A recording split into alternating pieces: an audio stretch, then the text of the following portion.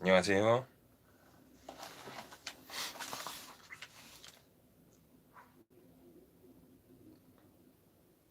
Outgrowing God, Richard Dawkins. Nobody thinks the fantastic miracles in the infancy gospel of Thomas really happened. Jesus didn't turn mud into sparrows.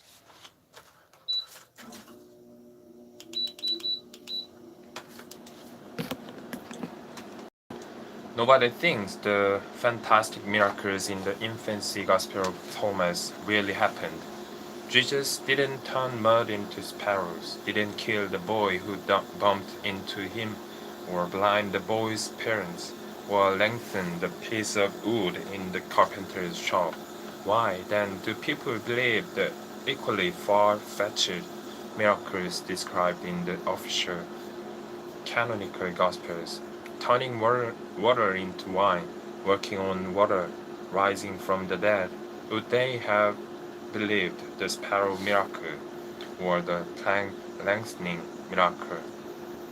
If the infancy gospel had made it into the canon, if not, why not? What's so special about the particular four gospels lucky enough to be chosen for the canon by a bunch of bishops and theologians in Nicaea in AD 325? Why the double standard? Here is another example of the double standard.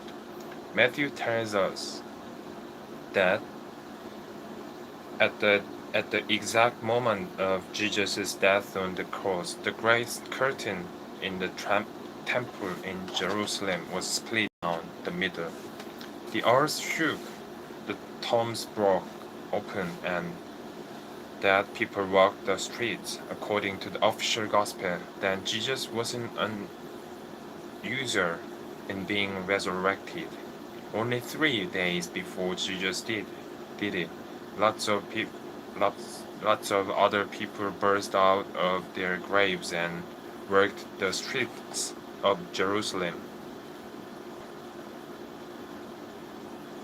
Do Christians really believe that? If not, why not? There's as much reason, or more to the point, as little reason to believe it as there is to believe in Jesus' own resurrection. How do believers decide which far-fetched tales to believe and which to ignore? As I said, most, though not all, historians think Jesus existed, but that isn't saying much. Jesus is the Roman form of the Hebrew name Joshua or Yeshua. It was a common name and wandering preachers were common. So it's not unlikely there was a preacher called Yeshua. There could have been many.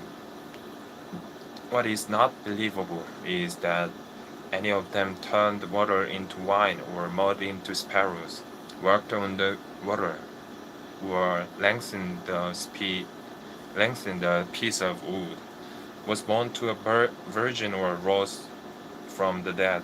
If you want to believe such things, you do well to look for much better evidence than is at present available. As the astronomer Carl Sagan said, extraordinary claims require extraordinary evidence. He may have been inspired by Laplace, the renowned French mathematician, who said the weight of evidence for an extraordinary claim must be proportioned to its strangeness. The claim that a wandering preacher called Jesus existed is not an extraordinary claim, and the evidence, though slight, is proportioned. Small evidence for a small claim. Yeshua probably existed, but the claims that his mother was a virgin and that he rose from the grave are very extraordinary indeed. So the evidence had better be good, and it isn't. The great 18th century Scottish philosopher David Hume had something to say. about miracles, and I'd like to talk about it because it's important. I will put it in my own words. If somebody claims to have seen a miracle, makes, for example, the miraculous claim that Jesus rose from his grave, or the miraculous claim that the boy Jesus turned mud into sparrows, there are two possibilities. Possibility 1, it really happened. Possibility 2, the witness is mistaken or is lying, was hallucinating, has been misreported, so a conjuring trick, etc. You might say, this witness is so reliable, I'd trust him with my life. And there were lots of other witnesses. It would be a miracle if he was lying or otherwise mistaken. But Hume would report, all well and good, but even if you think possibility 2 would be a miracle, you'd surely admit that possibility 1 is even more miraculous. Miraculous. When you have a choice of two possibilities, always choose the less miraculous. Have you ever seen a really mind-blowing magician, a great conjurer? Darren, Darren Brown, say, or Jamie Ian Swiss, or David Copperfield, or James Randi, or Penn and Teller. It's uncanny. You have an inner voice screaming, it's got to be a miracle. There's no way that isn't supernatural. But then, if the conjurer is honest, he will tell you calmly and gently, no, it's just a trick.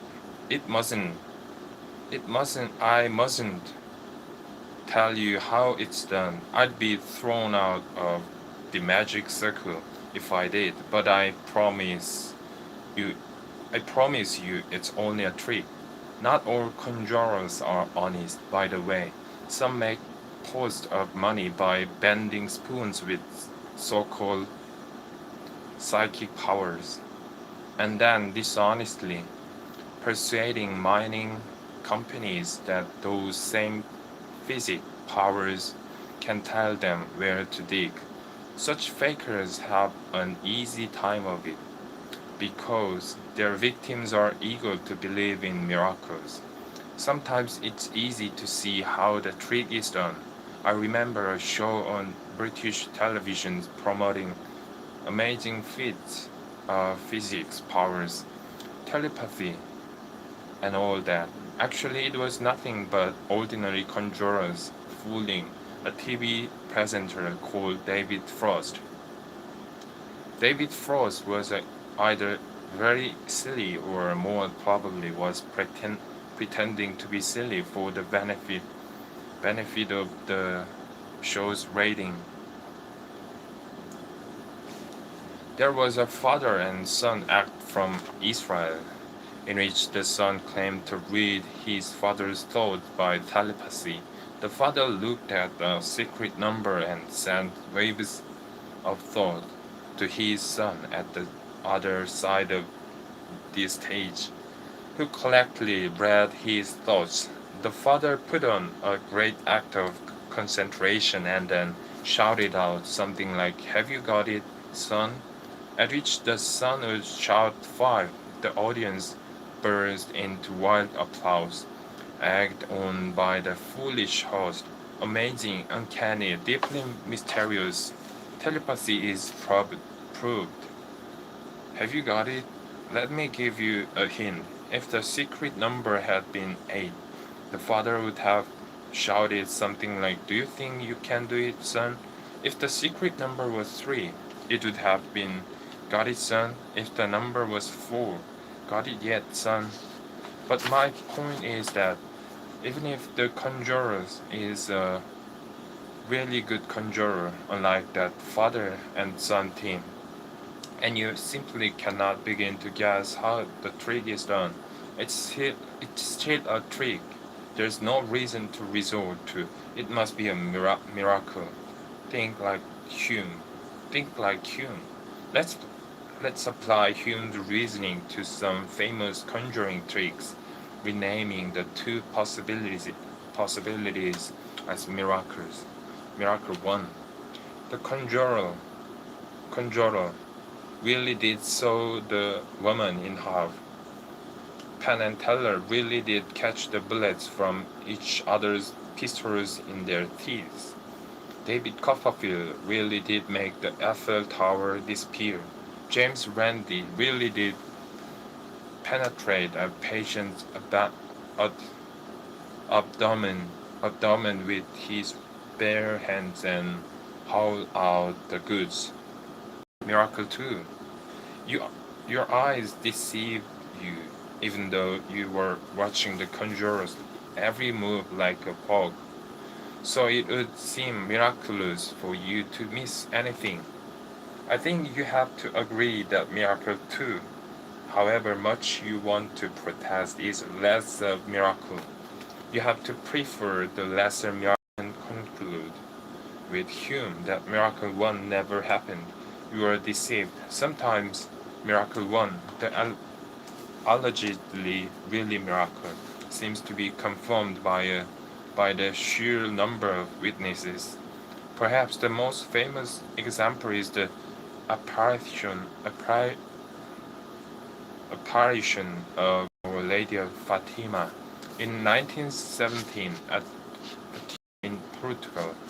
Three children claimed to have seen a vision of the Virgin Mary. One of them, Lucia, said Mary had spoken to her and had promised to return to the same spot on the 13th of each month until October, when she would do a miracle to prove who she was. Rumors spread all around Portugal, and on 13 October, a huge crowd of 70,000 gathered to witness the miracle. Sure enough, according to witnesses, it happened. The Virgin Mary appeared to Lucia, nobody else, who pointed excitedly towards the sun. Then the sun seemed to tear itself from the heavens and come crashing down upon the horrified multitude. Just when it seemed that the ball of fire would fall upon and destroy them, the miracle ceased and the sun resumed its normal place in the sky, shining forth as peacefully as ever. Roman Catholics took the story seriously. A lot of them still do. They declared it an official miracle. Pope John Paul II survived an assassination attempt in 1981. He believed he was saved by Our Lady of Fatima, who guided the blood, so it didn't kill him. Not just Our Lady, but specifically Our Lady of Fatima. Does this name Catholics believe in lots of different Our Ladies? Are they even more polytheistic than I suggested in chapter 1? Not just one Mary, but lots of Marys. Marys. One for each appearance in some hillside or cave or grotto. In 2017, Bishop Dominic Lagonegro, Roman Catholic Auxiliary Bishop of New York, preached a sermon in which he quoted his aunt, who had been an eyewitness at Fatima. By her account, the sun went up and down and turned back and forth, almost as if it were dancing. Who else but the Blessed Mother could make the sun dance? Bishop Lagonegro laughed. But then it got big and started coming to the earth. The bishop continued by recalled that it looked as if everyone's clothes were bright yellow from the sun. It continued to fall to the earth For a few minutes he sat telling her story, and then stopped, going back into its orbit. Its orbit? What orbit would that be? And it continued to fall to the earth for a few minutes. For a few minutes. Let's do a hum on the case. Miracle 1. The sun really did move about the sky and then start to come crashing down towards the cloud, moving perceptibly towards them for several minutes. Miracle 2nd. 70,000 witnesses were mistaken or lied or were misreported. Miracles 2 really does seem like a miracle, doesn't it? 70,000 people all had the same hallucination at the same time? Or all told the same lie? Surely that would be a gigantic miracle. So it would seem, but consider the alternative, miracle 1. If the sun really had moved, wouldn't it have been seen by everybody on the daylight side of the world? Not just the people gathered outside a single village in Portugal. And if it really had moved, or the earth had moved so that it looked as though the sun had moved, it would have been a catastrophe which would have destroyed the world, if not all the other planets too, especially if it fell from a few minutes. So following him, we choose the lesser miracle and conclude that the famous miracle of Fatima never happened. Actually, I was bending over backwards to make Miracle 2 seem more miraculous than it really was. Were there really 70,000 people there? What is the historical evidence for such a large number in our own time? Such numbers are often exaggerated. Donald Trump claimed that 1.5 million people attended his inauguration as president. Photographic evidence shows that to be a massive exaggeration. Even if 70,000 did converge on Fatima in October 1917, how many of them really claimed to see the sun move? Maybe only a few did, and the number was inflated by the Chinese whispers effect. If you stare at the sun, as Lucia told them to, don't try it, by the way, it's bad for your eyesight. You might well hallucinate a slight movement. Then the size of movement as well as the number who saw it could be exaggerated by the Chinese whisper effect. But the important point is that we don't need to bother with those considerations, even if a full 70,000 people really did claim to see the sun move and come crashing down. We know for certain it didn't really happen because the planet wasn't destroyed and nobody outside Fatima saw it move. The alleged the alleged miracle certainly never happened, and the Roman Catholic Church was very silly to grant it official authentication. Incidentally, a similar miracle is reported in the book of Joshua. Maybe this was that inspired Lucia to invent hers. The Israelite leader Joshua was having one of his many battles with rival tribes, and he needed a bit more time to secure his victory. What to do? The obvious solution. You could talk to God directly in those days. All Joshua had to do was ask God to postpone nightfall by making the sun stand still in the sky. God obliged, and the sun stood still, providing providing Joshua with the extra long day he needed to win his battle. Obviously, this miracle never actually happened. No serious scholar thinks it did. But there are fundamentalist Christians who yearn to believe that every single word of the Bible is literally true.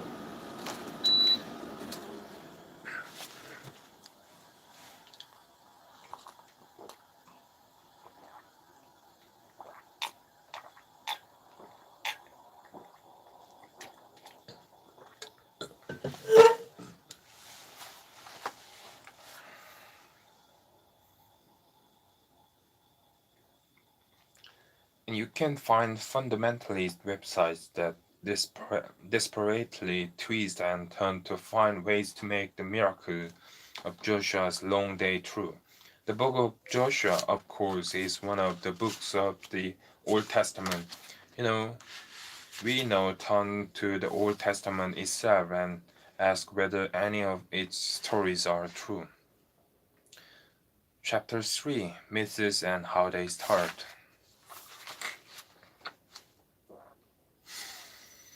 In chapters 2, I talked mainly about the New Testament dealing with more recent times than the Old. It's the Bible's best shot at being history. I won't spend long on the Old Testament. It takes us further into the shadowy realms, realms of myth and legend. The biblical scholars don't take it seriously as history, but myths are interesting and important in their own right. And this chapter will use the Old Testament as a starting point to take a look at myths and how they start. Abraham was the original patriarch of the Jewish people and the founder of the three main monotheistic religions in the world today: Judaism, Christianity, and Islam. But did he really exist? As with Hercules and Hercules, as with Robin Hood and King Arthur, it's impossible to know, and there is no possible reason to think he did. On the other hand, Abraham's existence is not an extraordinary claim requiring extraordinary evidence, unlike Joshua's long day or Jesus' resurrection, or Jonah living 3 days in the belly of a big fish. Abraham's existence or not is no big deal. There just isn't any evidence one way or the other. Same with King David, another great hero of Jewish history. David made no impact either on archaeology or on written history outside the Bible. This suggests that if he existed at all, he was probably a minor local chieftain rather than the great king of legend and song. Talking of song, the Song of Solomon, also known as the Song of Songs, which is better title, for it certainly wasn't written by King Solomon. It's the only sexy book in the Bible. It's pretty surprising the Council of Nicaea allowed it in the official canon. Here's something rather funny about it. The King James Bible, the most famous English translation, has commentary lines at the top of each page. The song is wonderful poetic expression of sexual love between a woman and man. But what does the Christian commentary say at the top of the page? The mutual love of Christ and his church, priceless. And utterly typical of the way theologians think, ignore what is actually being said and pretend it was all intended to be a symbol or a metaphor. There's some beautiful English writing in the King James Bible. Ecclesiastes, Ecclesiastes, Ecclesiastes is at least as good as Song of Songs, although its poetry is bleak, world weary. If you read nothing else in the Bible, if you read nothing else in the Bible, I recommend those two books, Ecclesiastes and the Song of Songs. But make sure you read the King James Version. Translations into modern English just don't work. As poetry, that is, they do work if you want to get a truer idea of what the original Hebrew said, and that's likely to help you understand things that religious teachers might prefer you not to understand. If you don't know what I mean by that, wait till chapter 4. Those two favorite books of mine, Ecclesiastes, Ecclesiastes and the Song of Solomon, don't pretend to be history. Other books of the Old Testament do. For example, Genesis, Exodus, Kings and Chronicles, Genesis, Exodus, Leviticus, Numbers, and Deuteronomy are called Pentateuch by Christians and the Torah by Jews. Moses is traditionally supposed to have written them, but serious scholar thinks he did. As with the stories of Robin Hood and his merry men, or King Arthur and his Knights of the Round Table, there may be some obscure fragments of truth buried in the Pentateuch, but there is nothing you could call real history. The great ancestral myth of the Jewish people is their captivity in Egypt and their heroic escape to the promised land. That was Israel, the land flowing with milk and honey, the land God said should be theirs and for which they fought the tribes who already lived there. The Bible obsessively repeats this legend, and the leader who is supposed to have led the Jews out of Egypt to the promised land was Moses, the same Moses who they believed was the author of the first 5 books of the Bible. You'd think that such a big event as the enslavement of an entire nation and its mass migration generation later would have left traces in the archaeological record and in the written histories of Egypt. Unfortunately, there is no evidence of either kind.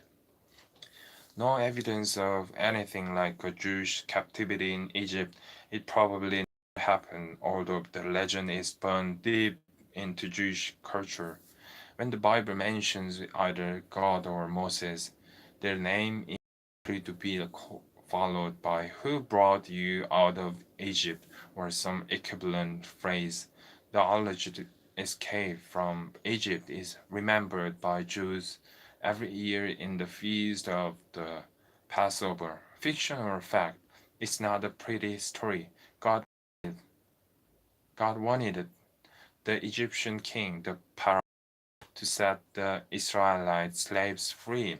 You might have thought in God's powers to change Pharaoh's mind miraculously. He deliberately did the exact reverse, as we shall see. But first, he put pressure on Pharaoh by sending a series of 10 plagues to Egypt.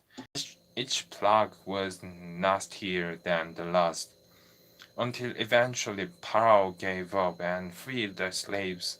Among them were a plague of frogs, a plague of painful boils, a plague of locusts, and darkness of 3 days. The final plague was clincher, and it's this one the Passover commemorates. The God killed eldest child in every Egyptian household, but passed over the houses of Jews, sparing their children. The Israelites were told to paint their doorposts with lamb's blood. The angel of death could tell which houses to avoid on the child slaughtering spree. You'd think that God, being all-wise and all-knowing, might have been able to tell which house was which, but perhaps the author thought the lamb's blood would add a nice splash of color to the story. Anyway, that was the legendary Passover event, which is still celebrated by Jews everywhere.